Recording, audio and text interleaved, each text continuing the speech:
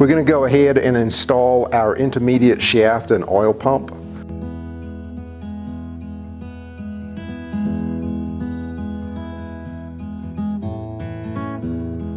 The first thing we need to do is install the lower suction side O-ring for the oil pump. We just want to make sure that it's seated nicely in the housing. No sealant is required on this. It can go in clean and dry. Next, we are going to assemble our components. So we have our oil pump drive rod that's going to slide in. Then our intermediate shaft, where we can go ahead and put the timing chains on.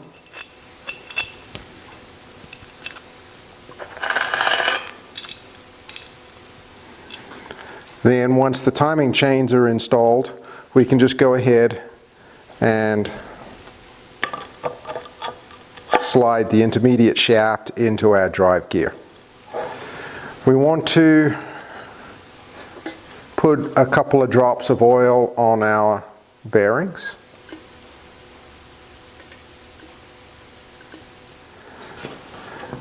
Then I'm going to pick up the assembly using the timing chain and then one hand on the oil pump.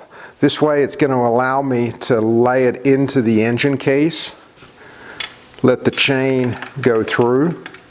As it engages with the crank, we just want to be able to let that roll down, and then we're going to slide the oil pump to kind of fit as required. So everything should kind of drop down. Lay your chain over. Next, you just want to make sure that nothing is bound up. It's a little difficult with the rods because they'll tend to hit things and jam, but you should be able to turn freely with no binding or anything like that. Next, we're going to go ahead and install our lock tabs onto the oil pump.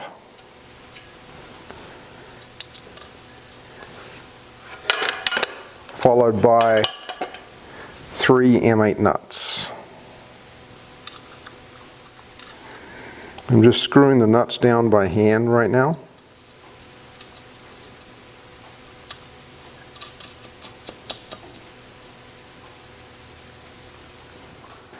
I'm just going to take a ratchet first, and I'm just going to put a little bit of load on these. I'm not going to tighten them because we'll use a torque wrench, but I want to crush the O-ring and get it seated.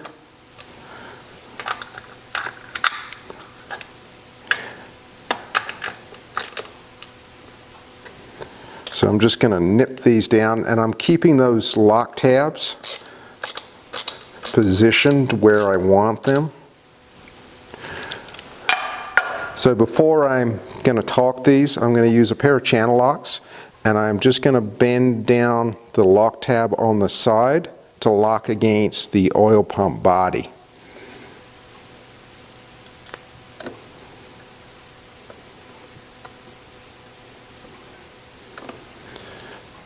Now that I've got the lock tabs set, we're going to use our torque wrench. The torque setting on these is 25 Newton meters, and I've already gone ahead and set my torque wrench.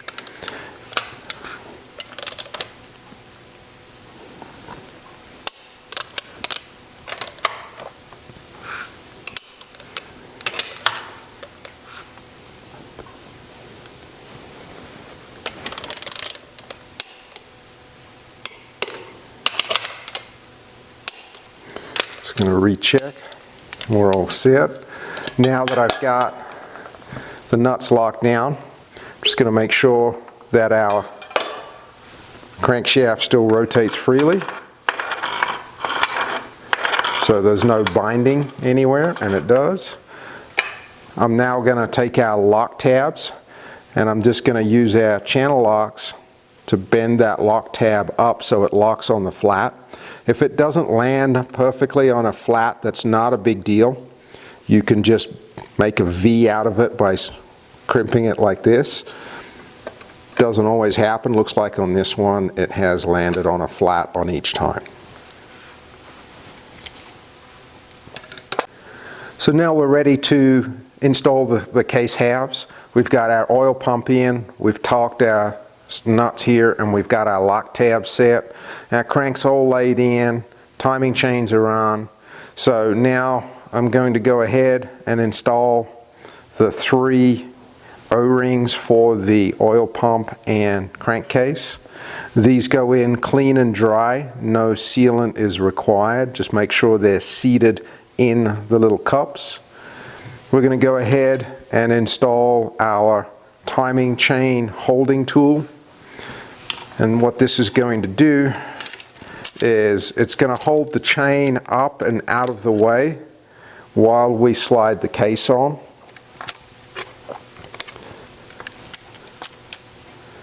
Which is just going to make things a little bit easier. We're not going to have to try and mess around or fish it out. Lastly, I'm going to install the number 3 rod support. We want to make sure that the crank pin is facing straight up, and then this is just going to support this rod, so we're just going to push that down into the case, and that's going to hold that rod up when we put our crankcase half on.